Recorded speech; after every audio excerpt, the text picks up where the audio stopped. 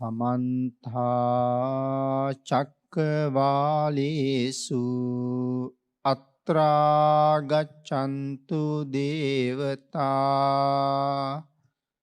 සද්ධම්මං මුනි රාජස්ස සුනන්තු සග්ග මොක්ඛදං ධම්මස්සවන කාලෝ අයං බදන්තා ධම්මස්සවන කාලෝ අයං බදන්තා ධම්මස්සවන කාලෝ අයං බදන්තා නමෝ තස්ස භගවතු අරහතු සබ්බ ධම්මේසු අප්පටිහත ඥානචාරස්ස දස බලධරස්ස චතු වේසාරජ්‍ය විසරදස්ස සබ්බ සත්තුත්තමස්ස ධම්මිස්ස රස්ස ධම්ම රාජස්ස ධම්මස්සාමිස්ස තථාගතස්ස සබ්බඤුනෝ සම්මා සම්බුද්දස්ස නමෝ තස්ස භගවතු අරහතු සබ්බ ධම්මේසු අප්පටිහත ඥානචාරස්ස දස බලධරස්ස චතු වේසාරජ්‍ය විසරදස්ස සබ්බ සත්තුත්තමස්ස ධම්මිස්ස රස්ස ධම්ම රාජස්ස ධම්මස්සාමිස්ස තථාගතස්ස සබ්බඤුනෝ සම්මා සම්බුද්දස්ස නමෝ තස්ස භගවතු අරහතු සබ්බ ධම්මේසු අප්පටිහත ඥානචාරස්ස දස බලධරස්ස චතු වේසාරජ්‍ය විසරදස්ස සබ්බ සත්තුත්තමස්ස ධම්මිස්ස රස්ස ධම්ම රාජස්ස ධම්මස්සාමිස්ස තථාගතස්ස සබ්බඤුනෝ සම්මා සම්බුද්දස්ස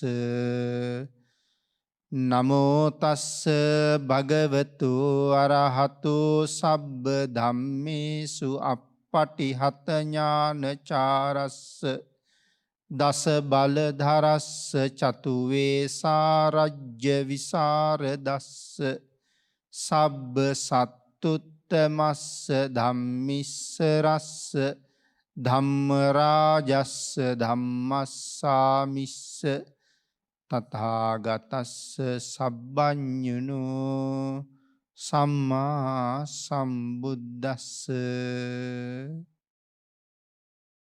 සද්ධර්ම ශ්‍රාවක කාරුණික ගුණගරුක බෞද්ධ පින්නතුනි බොහෝම ශ්‍රද්ධාවෙන් යුක්තව සියලු දෙනාම සූදානම් වෙන්නේ ලෞතුරා සම්මා සම්බුදුරජාණන් වහන්සේ ලෝක සත්වයන් පිළිබඳව අසීමිත දයාවෙන් කරුණාවෙන් මෛත්‍රියෙන් යුක්තව අවබෝධ කරගෙන දේශනා කොට වදාළ පරම ගම්බීර වූ ශ්‍රී සද්ධර්ම රත්නයෙන්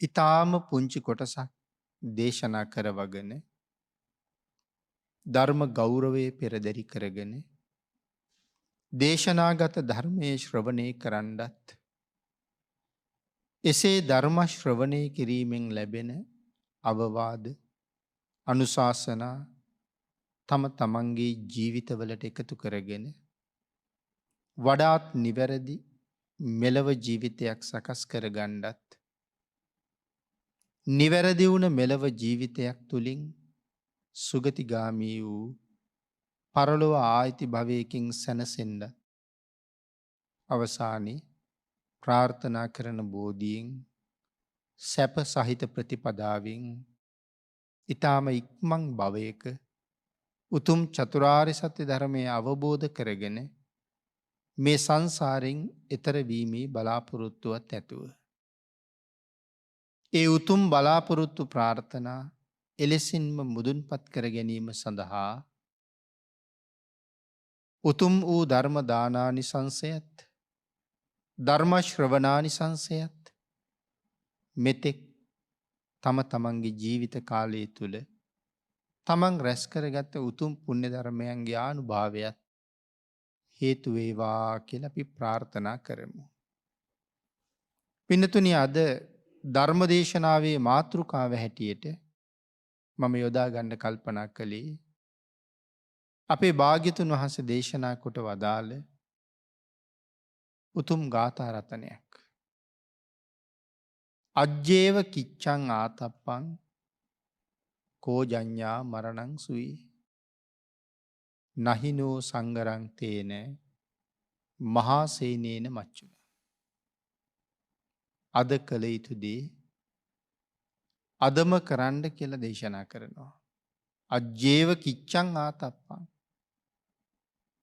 ඇයි අද කළ යුතු දේ අදම කරන්න කියලා සඳහන් කළේ? කෝජඤ්ඤා මරණං සුයි. කවුද දන්නේ හෙට මැරෙයිද කියලා? නහිනෝ සංගරං තේන. මේ ලෝකේ නොමැරිච්ච කෙනෙක් නෑ. කොයි තරම් මහසෙනගක් ලෝකෙ හිටියද? ඒ හැමෝම දැන් මැරිලා. අද පිරිසක් ඉන්නවා, ඒ පිරිසත් ඉදිරියට මැරෙනවා. මහා සේනේන මච්චුනා. මාරයත් එක්ක මහසෙනගට කිසි ඇපයක් නෑ. යම් මොහොතක මරු පැමිණෙන්නේද ඒ මොහොතේ මරුත් සමග යා යුතුයි. මේක තමයි මේ ගාථාවේ සරල තේරුම. මේ ගාථා රතනයේට සමගාමීව කරුණු කාරණා කීපයක් විශේෂයෙන් පැහැදිලි කරනවා. ඒ තමයි සසර බොහෝම දිගයි. මනුස්ස ජීවිතය ඊටාම දුර්ලභයි. බුද්ධෝත්පාදයත් ඊටාම දුර්ලභයි. නරක දුක්ඛයෝ බොහොම භයානකයි. මරණය ඊටාම ඉක්මයි කියලා කාරණා පහක් මේ කාරණාවත් එක්ක අපිට සාකච්ඡා කරන්න පුළුවන්. සසර බොහෝම දිගයි. මොකද්ද පින්නතුනි සසර කියලා කියන්නේ? ඉපදෙනවා, උපන්න සත්වයා ආයේ මැරෙනවා, මැරුණොත් අනිවාර්යෙන් උපදිනවා, නැවත ඒ සත්වයා මැරෙනවා, නිමක් නැතුව ඉපදෙමින් මැරෙමින් නැවත උපදිමින් නැවත මැරෙමින් යන ගමන.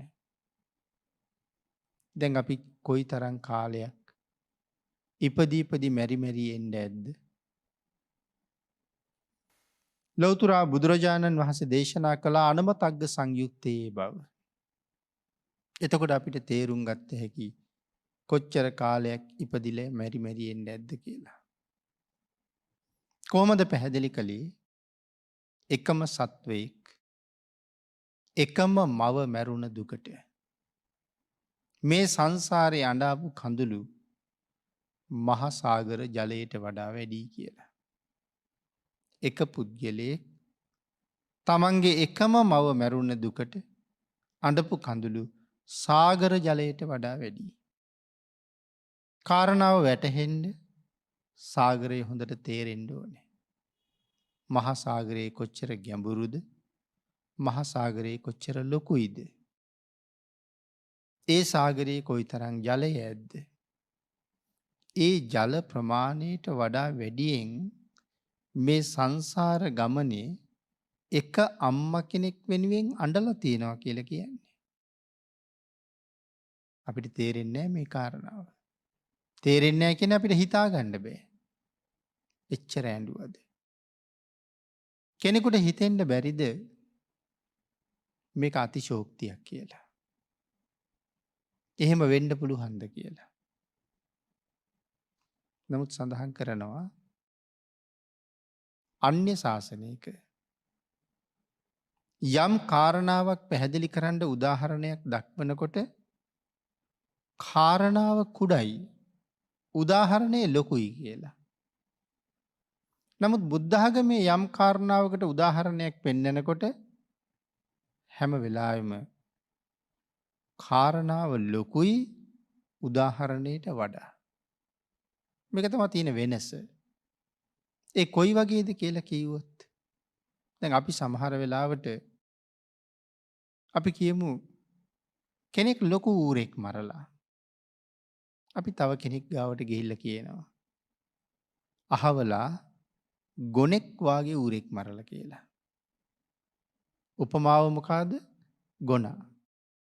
කාරණාව ඌරන්නේ. ඒතර ඌරෙක් කවදාවත් ගොනෙක් වාගේ ලොකු වෙන්නේ නෑනේ. නමුත් ලොකු ඌරෙක් කියන කාරණාව කියන්නේ ගොනෙක් වගේ ඌරෙක් මරලා කියලා. ලොකු වැවක් දකිනවා.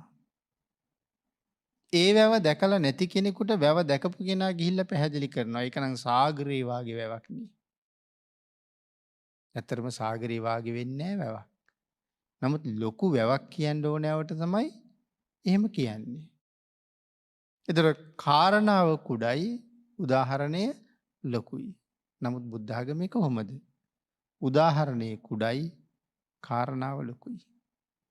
එහෙනම් එකම සතෙක් එකම අම්මා වෙනුවෙන් මේ සංසාරේ අඬාපු කඳුළු මහා සාගර ජලයට වඩා වැඩි කියලා දේශනා කෙරේ.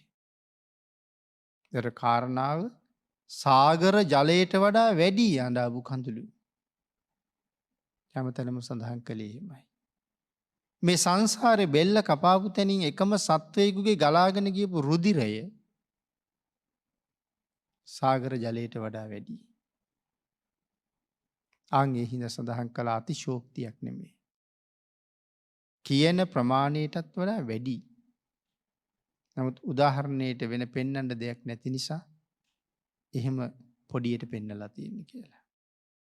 ඒ කියන්නේ එහෙනම් ඔබත් මමත් මේ සංසාරේ ඉපදිච්ච තරම කියනවා එක අම්මෙක් වෙනුවෙන් ඔබ මම හැමෝම අඬලා තියෙනවා සාගර ජලයට වඩා කඳුළු. කොයි තරම් කාලයක් මෙරි මෙරි ඉපදෙන්න ඇද්ද?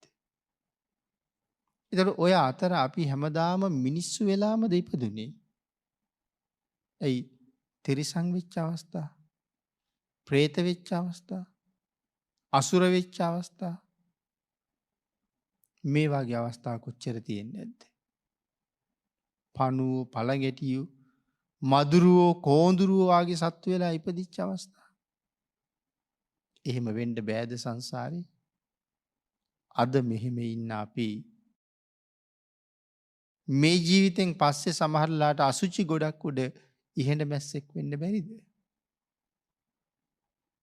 ඒකටත් අවස්ථාව තියෙනවා.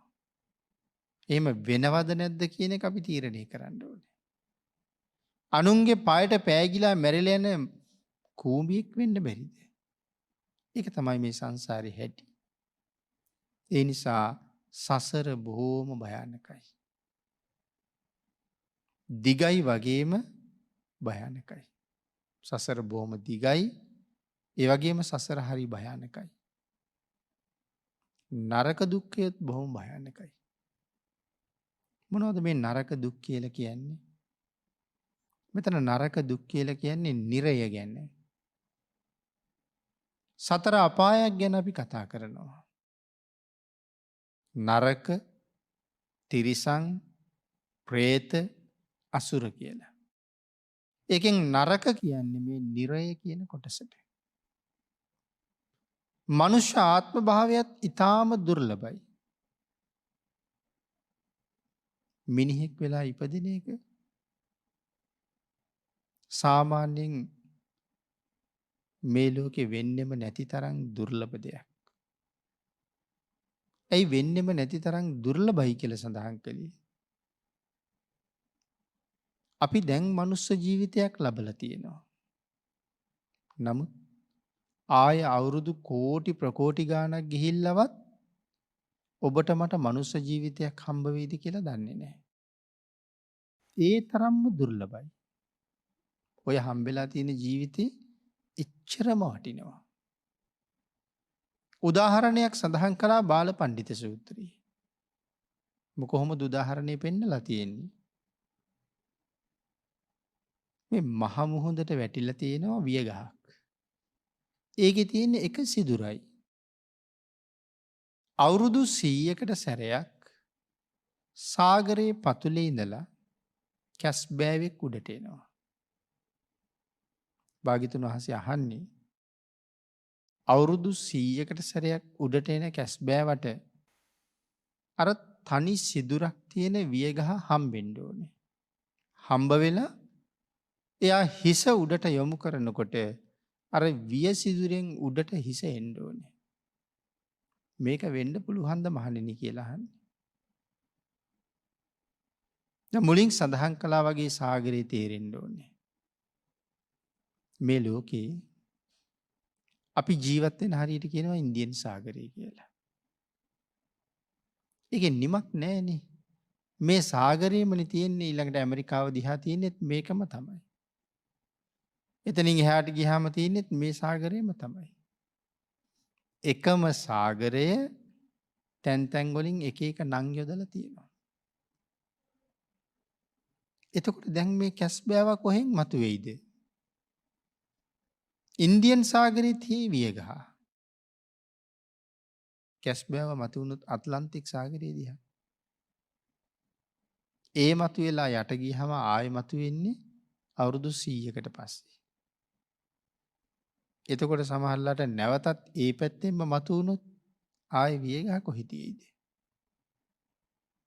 එතකොට මේ සතාට වියගහ මුණ ගැහිලා ඒ වියගහේ සිදුරෙන් හිස උඩට දාලා අහස බැලීමේ සම්භාවිතාව කොපමණද? ඒක මේ ලෝකේ වෙන්නම බැරි දෙයක් වාගේ. මේ දෙන්න හරියට මුණ ගැහෙනවා කියන එක. හිතලා බලන්න කොයිතරම් ගැඹුරු කාරණාවක්ද කියලා. හැබැයි අහඹුවක් ලෙස වෙන්න බැරිද? අහඹුවක් ලෙස වෙන්න පුළුවන්. භාග්‍යතුන් වහන්සේ කොහොමද දේශනා කරන්නේ? ඒ අහඹුවක් ලෙස සිදුවෙන කාරණාව හරියට නිකන් නිතර නිතර වෙනවා වගේ. නමුත් මේ ජීවිතෙන් කෙනෙක් සමුගත්තාම ආය මනුස්ස ජීවිතයක් ලබනවා කියන එක ඊට වඩා හුඟක් දුර්ලභයි කියලා සඳහන් කරන්නේ. දැන් තේරෙනවද කොයිතරම් වටින ජීවිතයක්ද මේ තියෙන්නේ කියලා? ඒ තරම් වටිනා මනුස්ස ජීවිතයක් ආයේ කොයි කාලේ හම්බ වෙයිද? ඒ නිසා මිනිහෙක් හැටියට කරගත යුතු හොඳම කාරණා ටික තමන්ගේ ජීවිතේ පුළුවන් තරම් ඉක්මනට කරන්න ඕනේ. ඒකයි කිව්වේ අද කළ යුතු දේ අදම කරන්න. කවුද දන්නේ හෙට මැරෙයිද කියලා? ඒතර මොනවද මේ කරගන්න කියලා කියන්නේ? නිවැරදිව තිසරණ සරණ යන්න. හරියට පන්සිල් ආරක්ෂා කරන්න. පොය දවසට උපෝසත සිල් සමාදන් වෙන්න. ඒ වගේම දස දාන වස්තුව සම්පූර්ණ කරලා තියන්න. ඒ ටිකත් ලොකු සහනය. තෙරුවන් සරණ යාම අපිට තියෙන ලොකුම අස්වැසිල්ලයි. සිල්වත් ජීවිතයක් කියලා කියන්නේ මැරුණු තැන යහපතක් කරනවා කියන එකයි. අපි මතක් කළානේ. අපි ඔක්කොම මැරෙනවා. හැබැයි මැරුණොත් ආය උපදිනවා. එතකොට මේ ලෝකේ ජීවත් වෙන කෙනෙක් මැරුණගෙන් පස්සේ උපදින්නේ කොතනද කියන කාරණාව තීරණය කරන සාධකයක් මේ ලෝකේ තියෙනවා නම් මොකක්ද ඒ සාධකය? ආන් ඒකට කියනවා සිල් කියලා. උපදින තැන තීරණය කරන්නේ සීලය. එතකොට එහෙමනම් අද මැරුණොත් මේ වෙනකොට කොයි වාගේ සීලයකින් මම පොහොසත්ද කියලා තමන් හිතන්න ඕනේ. එහෙම හිතහම හැමදාම ජීවිතේ පන්සිල්වත් උල්ලංඝනය නොකර දිගටම ආරක්ෂා කරගෙන ඉන්න හිතෙනවා. ආන් ඒක නිසා සීලය උපදින තැන තීරණය කරනවා. ඉපදුන කෙනාට ලැබෙන්න ඕනේ දේ මොනවද කියලා තීරණය කරන්නේ දානය. සීලය උපදින තැන තීරණය කරනවා. දානය ඉපදුනාට පස්සේ ලැබෙන දේ තීරණය කරනවා. එහෙමනම් මනාව දසදාන වස්තුව සම්පූර්ණ කරගත්තහම ඒ උපදින ජීවිතයේ අඩුපාඩුවක් නැහැ. හැම දෙම සම්පූර්ණයි. දානයයි සීලයයි. ඒ නිසා මනාවම අවශ්‍යයි. දුර්ලභ වූ මනුස්ස ජීවිතයක් අපිට ලැබිලා තියෙන්නේ සංසාරයේ අසීමාන්තික පින් කරපු නිසා. අසීමාන්තිකව පින් කළා විතරක් නෙමෙයි. පින් කරලා සිල් රැකලා රැස් කරගත්ත උතුම් කුසලය වියදම් කරලා මේ ජීවිතය අරන් තියෙනවා. පෙර කරපු අසීමාන්තික පින් වියදම් කරලා සම්මාදිට්ඨික මනුස්ස ජීවිතයක් අරන් තියෙනවා. මිත්‍යා දෘෂ්ටික ජීවිතයකට වඩා කොච්චර වටිනවද? පින පව මොකක්ද කියලා හොඳට දන්න කෙනෙක්නේ පින් පව් වලින් වළකින්නේ. විශේෂයෙන් පව් වලින් වළකින්නේ. නොදන්න කෙනාට වළකින්න බෑනේ. නමුත් පවෙන් ඈත් වෙන්න දන්න දැනුම ලැබපු දැනුම අපි මේ සංසාරේ කොයි තරම් සුගතියට යොමු කරනවද? ඒක නිසා පින්නතුනි අති දුර්ලභ මනුස්ස ජීවිතය ලැබිලා තියෙන වෙලාව. බුද්ධෝත්පාදයත් ඊටාම දුර්ලභයි. ලෞතුරා බුදුරජාණන් වහන්සේලා ඊටා පහසුවෙන් ලෝකෙ පහළ වෙන්නේ නෑනේ. කොයි තරම් දුර්ලභද බුදුවරු. මහා කල්ප අසංඛ්‍ය ගණන් ගෙවෙනවා. නමුත් බුදුවරු පහළ වෙන්නේ. ඊටාම දුර්ලභයි බුද්ධාන්තරය. හැබැයි ඔබ මම ඒ ශ්‍රේෂ්ඨ බුද්ධාන්තරයක් තියෙන කාලෙක මනුස්ස ජීවිතයක් ආයෙත් ලබාගෙන බුද්ධාන්තරයෙන් මනා සාධාරණයක් මේ ජීවිතයට කරන්න ඕනේ. ඇයි බුදුවරු එච්චර දුර්ලභ? බුදුවරු එච්චර දුර්ලභ වෙන්නේ බුදු වෙන්න පාරමිතා පුරන අය දුර්ලභ නිසා. ඇයි බුදු වෙන්න පාරමිතා පුරන්න ඉන්න අය එච්චර දුර්ලභ වෙන්නේ? ඒ පාරමිතාව සාමාන්‍ය කෙනෙකුට පූර්ණේ කරන්න බැරි හින්දා. ඒ පාරමිතාව පූර්ණේ කරන්න මහා වීරියක් තියෙන්න ඕනේ. අපි පින්නතුන් හිතන්නකෝ.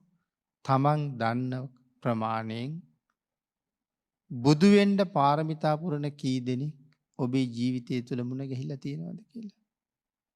සමහරලාට මුළු ජීවිත කාලෙටම එක්කෙනෙක්වත් හම්බෙන එකක් නැහැ. ඇයි ඒ? බුදු වෙන්න පාරමිතා පුරන අය අඩුයි. හේතුව ඒ තරම්ම අමාරු නිසා. පින්නතුනි මහා කල්ප අසංඛ්‍ය 4,00,000 අපේ බෝසතාණන් වහන්සේ පාරමිතා පිරුවා. ඒ නියත විවරණයෙන් පස්සේ නියත විවරණයට කලින් මහා කල්ප අසංඛ්‍ය 16කුත් ලක්ෂ එකක්. මහා කල්ප අසංඛ්‍ය 16ක් 4,00,000 කියලා ගත්තොත් මහා කල්ප අසංඛ්‍ය 16ක්ම ලෞතුරා බුද්ධත්වයේ වෙනුවෙන් මේ සංසාරේ ඇවිදගෙන ආපු කාලේ මාත් බුදු වෙනවා කියලා හිතාවා. මාත් බුදු වෙනවා කියලා වචනයෙන් කීවා. මහා කල්ප අසංඛ්‍ය 16ක් පුරාවට. ඔය මහා කල්ප අසංඛ්‍ය 16 ඇතුලේ ලෞතුරා බුදුවරු කොච්චරක් පහළ වෙනවද? 5,12,27ක් වගේ. විශාල ප්‍රමාණයක් ලෞතුරා බුදුවරු. එතකොට කොච්චර කාලයක් පාරමිතාව පුරාගෙන ඉනවද? පාරමිතාව පූර්ණේ කරලා අපේ බෝසතාණන් වහන්සේ ලෞතුරා බුද්ධත්වයේ ලැබුවා. මේ වෙනකොට පිරිනිවන් පාලා. නමුත් දහම තාම තියෙනවා. අපි ඒ ධර්මයේ ශ්‍රවණය කරනවා. මතු අනාගතයේ තවත් ලෞතුරා බුදුරජාණන් වහන්සේ නමක් පහළ වෙනවා මේ මහා කල්පේ. මෛත්‍රී සම්මා සම්බුදුරජාණන් වහන්සේ. හැබැයි මෛත්‍රී බුදුරජාණන් වහන්සේගෙන් පස්සේ මහාකල්ප අසංකේයයක් බුද්ධ ශූන්‍යයි කියලා තියෙන පින්නතුනි. මහාකල්ප අසංකේයයක් කියලා කියන්නේ. මහාකල්පම 1.140ක් බුද්ධ ශූන්‍යයි. ආන් ඒකයි සඳහන් කළේ බුද්ධෝත්පාදයේ දුර්ලභයි. එතකොට අපි මේ ඉන්නේ කොයිතරම් වටින තැනකද? මේ ජීවිතෙන් පහළට වැටුණොත්,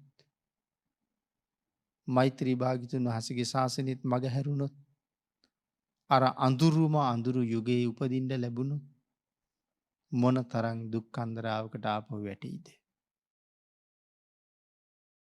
එමනම් අපි සඳහන් කළා ගාථා රත්නයත් එක්ක කාරණා කීයක්ද? සසර බොහෝම දිගයි. මනුස්ස ජීවිතයේ දුර්ලභයි. බුද්ධෝත්පාදයත් දුර්ලභයි. නරක දුක්ඛයෝ බොහෝම භයානකයි. මොනවද නරක දුක්? අපි නිරය කියලා මුලින් මතක් කළා. සතර අපාය, නරක, තිරිසන්, പ്രേතාසුර. ඒකෙන් නිරය කියලා කියහම නිරය ලෝක තියෙනවා 136ක්. ප්‍රධාන මහනිරයවල් 8යි. මං හිතන්නේ දැන් මහනිරේ 8 ගැන දන්නවා. සංජීව, කාලසූත්‍රය, සංඝාතයේ රෞරවය, මහා රෞරවය, තාපය, මහා තාපය, අවීචිය. ඔය තමයි ප්‍රධාන අපායවල් 8. මේ එකක් වටේට පුංචි පුංචි අපායවල් 16ක් තියෙනවා. එකක් හතර පැත්තේ 4 16ක් තියෙනවා. ඒවට කියනවා ඔසුපත් නිරයන් කියලා. ප්‍රධාන 8යිනේ. ප්‍රධාන 8 වටේටම 16 8ක් තියෙනවා. ඒතර 128යි. ප්‍රධාන 8යි 136යි. ඒතර නිරේ ලෝක කීයක් ගැන කතා කරනවද? 136ක්.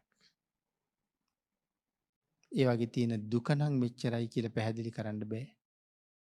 දේවදූත සහ බාලපණ්ඩිත කියන සූත්‍ර දෙකේ යම් ප්‍රමාණයක් පැහැදිලි කරලා තියෙනවා.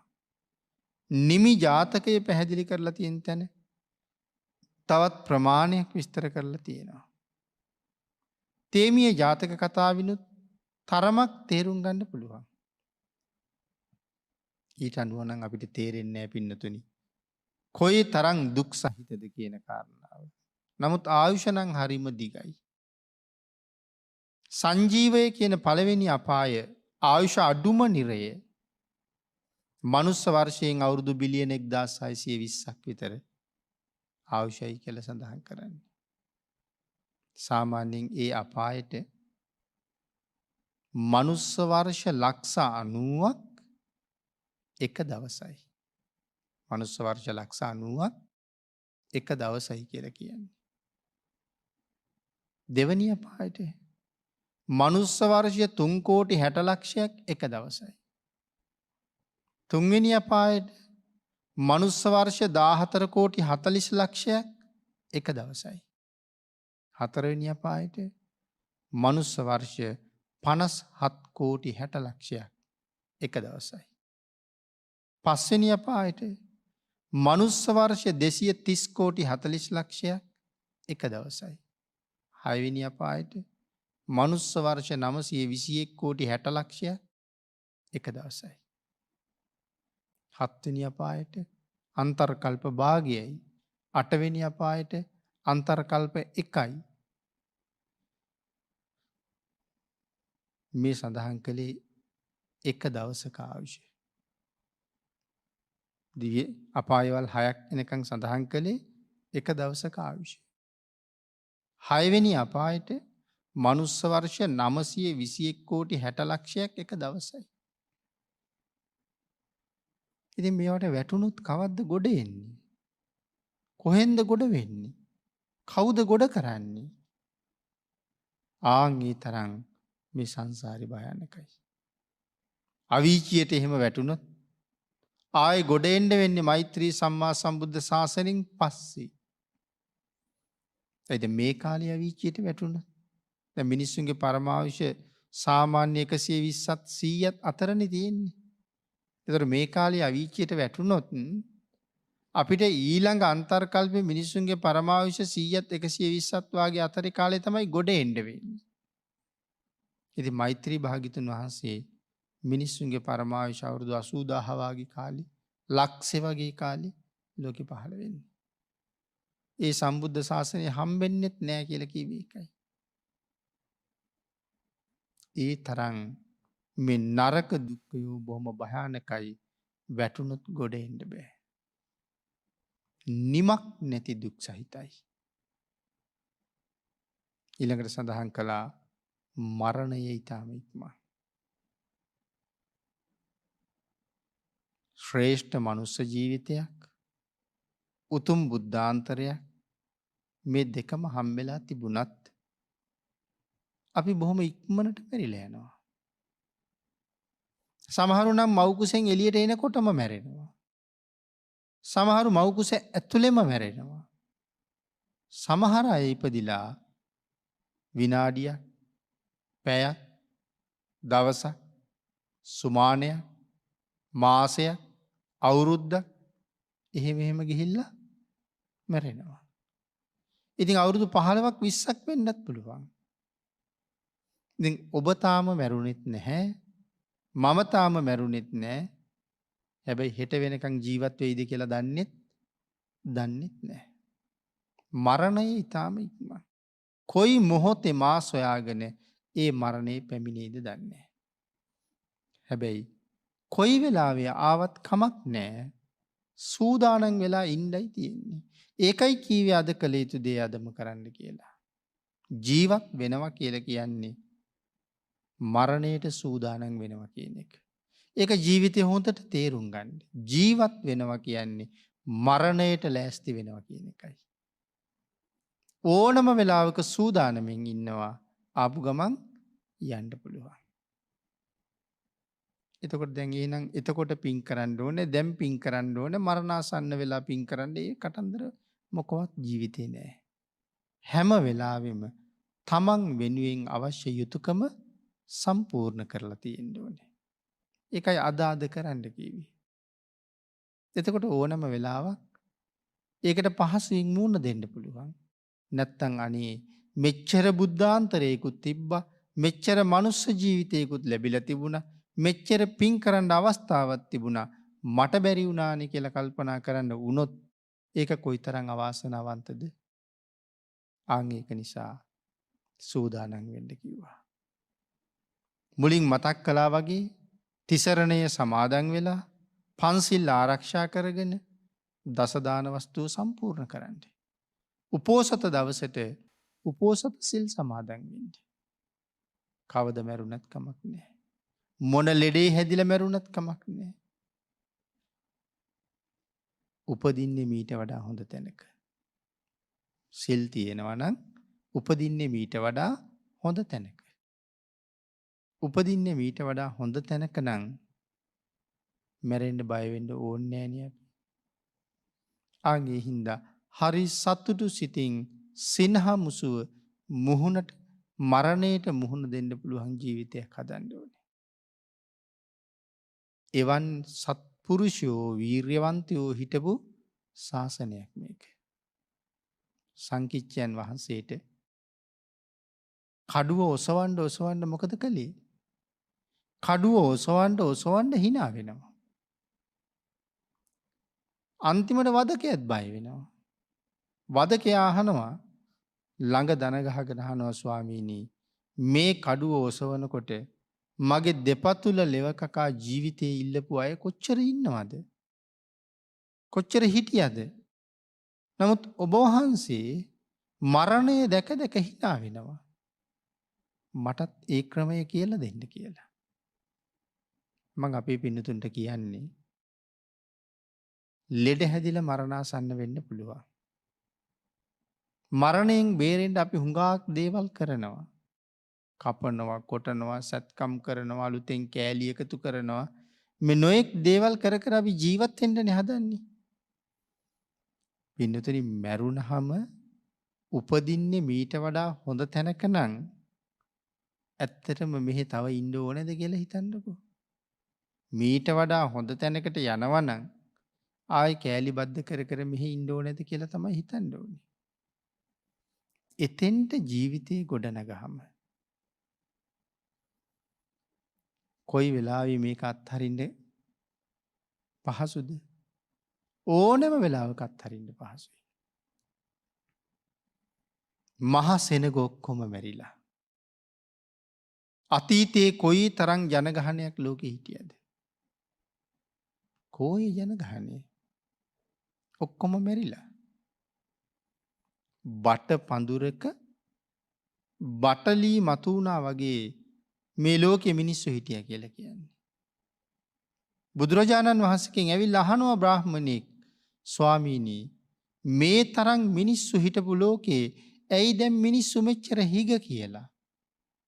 බට පඳුරක බට මතු වුණා වගේ මිනිස්සු හිටිය කියලා කියන්නේ. මේ කොයි කාලෙද අහන්නේ? මේ අහන්නේ සමහර නගරවල 18 කෝටියක් තරම් මිනිස්සු ජීවත් වෙච්ච කාලේ. එක නගරයක 18 කෝටියක්. සවැත් නුවර 18 කෝටියක්. රජගහ නුවර 18 කෝටියක්. එච්චර මිනිස්සු ඉන්න කාලේ තමයි අහන්නේ ඇයි මෙච්චර මිනිස්සු හිග කියලා. ඒතර මේ කාලේ අහුවනම් කොහොම අහන්න වෙයිද? එතකොට කොයි මිනිස්සු ඔක්කොම මැරිලා. මොන හේතුවෙන් හරි මැරිලා. ආන් එහෙමනම් මහ සෙනගට මාරයත් එක්ක කිසි ඇපයක් නැහැ. මුළු ජීවිත කාලෙම හම්බ කරගත්ත සියල්ලම මරුට දීලා මට තප්පරයක් ජීවිතේ දෙන්න කිව්වොත් අපේ ඉල්ලීම තුට්ටුවකටවත් මායින් කරන්නේ නැහැ. අපි දෙන දේවල් මොකවත්ම ගන්නෙ නැහැ. අරන් යන්න හිතිච්ච වෙලාවට කොච්චර අකමැති වුණත් කවුරු අකමැති වුණත් අරගෙන යන එක මාරයාගේ ස්වභාවය. ඒ නිසා මාරයා ඕන වෙලාවක ආපුවාවි. මම ලෑස්ති වෙලා හිටියහම මට දුකක් නැහැ. ඒ නිසා සම්මා සම්බුදුරජාණන් වහන්සේ අපිට මනාව මඟ පෙන්වුවා. කොහොමද කටයුතු කරන්න ඕනි? නිවැරදිව කටයුතු කරන්න. දසදාන වස්තුවෙන් පෝසත් වෙන්න. ඇයි දසදාන වස්තුවෙන් පෝසත් වෙන්න කීවේ? නිවන් දකින්නතුරු මේ සංසාරේ අපි යන්න එපෙයි. එතකොට නිවන් දකින්නතුරු මේ සංසාර ගමනේ මට කොහොමද ජීවිතය ලැබෙන්න ඕනේ? මට කොහොමද වෙන්න ඕනේ? ඒක තීරණය කරනවා දසදාන වස්තුව තුලින්. ආහාර දන් දීලා, පාන වර්ග දන් දීලා, වස්ත්‍ර දන් දීලා, මේ තවත් නොයෙක් දේවල් දීලා. ඒ නොයෙක් දේවල් භාග්‍යතුන් වහන්සේ පෙන්නලා තියෙන්නේ යහපත් සැප සහිත ජීවිතයක් වෙන්නේ. ආහාර දන් දුන්නාම ආහාර හිග නැහැ. පාන වර්ග දන් දුන්නාම පාන වර්ග හිග නැහැ. වස්ත්‍ර දන් දුන්නාම වස්ත්‍රත් හිග නැහැ. ලස්සන ශරීර වර්ණයකුත් ලැබෙනවා. පාවහන් වාගේ පූජා කරාම යානා හිග නැහැ. ප්‍රදීප සහ ප්‍රදීප උපකරණ පූජා කරාම අපිට හොඳට පෙනස් ලැබෙනවා. ආලෝකය තියෙනවා. මේ වාගේ කරුණු පෙන්වුවේ නිවන් දකින්නතුරු අඩුපාඩු නැතුව යහපත් ජීවිතයක් ගත කරන්න. නමුත් මේවා සම්පූර්ණ කරගන්න බුද්ධාන්තරයක් හරි වටිනවා. අනික බුද්ධාන්තරයක තමයි මේ දේවල් අපිට දැනගන්න වෙන්නේ. ඔබත් මමත් සසර පින් කරපු නිසා බුද්ධාන්තරයක සම්මාදිට්ඨික මනුස්ස ජීවිතයක් ලබලා ඉපදිලා ඉන්නවා. මනුස්ස ජීවිතයේ දුර්ලභයි වගේම මේ ලෝකේ අනික් හැම ජීවිතයකටම වඩා මේක වටිනවනේ. මහ ධන කුවේරයෝ ජීවත් වෙන රටක නායකයා වෙනවට වඩා ලංකාව වාගේ රටක යාචකයෙක් වෙන එක වටිනවා. හේතුව කල්යාණ මිත්‍රයෝ මුණ ගැහුනොත් ඒ යාචකයටත් සුගතියක් තියෙනවා. අසීමාන්තික සැප සම්පත් තියෙන රටක නායකයෙක් වෙලා ඉපදිලා අවුරුදු 60 70ක් සැප සම්පත් විඳලා මැරිච්ච ගමම්ම නිරේට යන්නේ. ඇයි මිත්‍යා දෘෂ්ටිකව ජීවත් වුණේ? පින්කම් මුකුත් කරලා නැහැ. මේ රටේ අනුන්ගෙන් ඉල්ලගෙන කකා ජීවත් වුණා. කල්යාණ මිත්‍රයෝ හම්බුනොත් නිවැරදි මඟ කියලා දෙන්න කෙනෙක් හිටියොත් මරණයත් එක්කම සුගති සංඛ්‍යාත ලෝකවල ඉපදිලා අවුරුදු කෝටි ප්‍රකෝටි ගණන් සැප විපාක විඳින්න පුළුවන් ජීවිත ගොඩනගන්න පුළුවන් ශ්‍රේෂ්ඨ අවස්ථාවල් අපිට තියෙනවා. ආන් ඒක නිසා ඒ අවස්ථාවෙන් මනාව ප්‍රයෝජන ගත්තේ නැත්තම් මම මගේ ජීවිතයට සාධාරණයක් කරපු නැති කෙනෙක් බවට පත් වෙනවා. මමම මට අසාධාරණයක් කරපු කෙනෙක් වෙනවා. එයින්ද අනික් අය වෙනුවෙන් යුතුයකම් කරන ගමන් තමන් වෙනුවෙන් යුතුයකම සම්පූර්ණ කරන්න. තමන්ට සාධාරණයක් කරන්න. යමෙක් තමන්ට ඒ ටික කරගන්නවා නම් ඔහු මේ ලෝකේ ඥානවන්ත පුද්ගලයෙක්. සමහර ඥානවන්තයෝ කෝටි ප්‍රකෝටි ගණන් ධන සම්පත් අත්හැරලා වනාන්තරගත වුණා. ඇයි මේ ධන සම්පත් කවදාවත් මාව සුගතියට අරන් යන්නේ නෑනේ. දුගතියටමයි අරන් යන්නේ. මොකද ධනෙ රකින්න ගියාම කොච්චර දේවල් කරන්න ඕනේද? කොච්චර අකුසල් කරන්න ඕනේද? නිදහස කොච්චර නැති වෙලාද? රට්ටපාලයන් වහන්සේ තමන්ගේ තාත්තට සඳහන් කළේ සතුටින් ජීවත් වෙන්න ඕන නම් ඔය රන් රිදී ගොඩවල් ගෙනහිල්ලා ගඟ මැද්දේ බාලා එන්න කියලා. සතුට ඕනේ නම් රන් රිදී ගොඩවල් ගෙනහිල්ලා ගඟ මැද්දේ බාලා එන්න කියලා කිව්වේ. මොකද සතුට නැතුව යනවා මේ දේවල් වලින්. සතුට වැඩි වෙනවා කීවට සතුට නැතුව යනවා. ඒව ආරක්ෂා කරන්න ඕනේ. රැකවරණය දෙන්න ඕනේ. සමහරලාට රන් රිදී මුතුමැණික් නිසා මගේ ජීවිතෙත් හානි වෙන්න තියෙන ඉඩ කඩ වැඩි. ඔය වගේ ප්‍රශ්න කීයකට මුණ පානවද? නමුත් ඒ සියල්ලට වඩා බොහොම සැහැල්ලු ජීවිතයක් කොච්චර වටිනවද? ඒ සැහැල්ලු පුද්ගලයා බොහොම නිදහසේ කටයුතු කරනවා. නැත්තම් බුදුන් වඳින්න ගියත්, බණ භාවනා කරන්න ගියත්, පින්කමකට ගියත් නිමක් නැති වැඩ කන්දරාවක් තියෙන කෙනෙකුට අර වැඩපොළ මතක් වෙනවා මිසක් එක හිද්දරාගෙන බුදුන් වඳින්න වෙන්නේ නැහැ කවදාවත්. එක හිද්දරාගෙන නිවන් දකින්න කටයුතු කරන්න වෙන්නේ නැහැ කවදාවත්. අර වැඩ මතක් වෙනවා. ඒ ටික ඉවර කරගන්න මතක් වෙනවා. මීට වඩා ප්‍රධාන තැන යනවා ඒකට.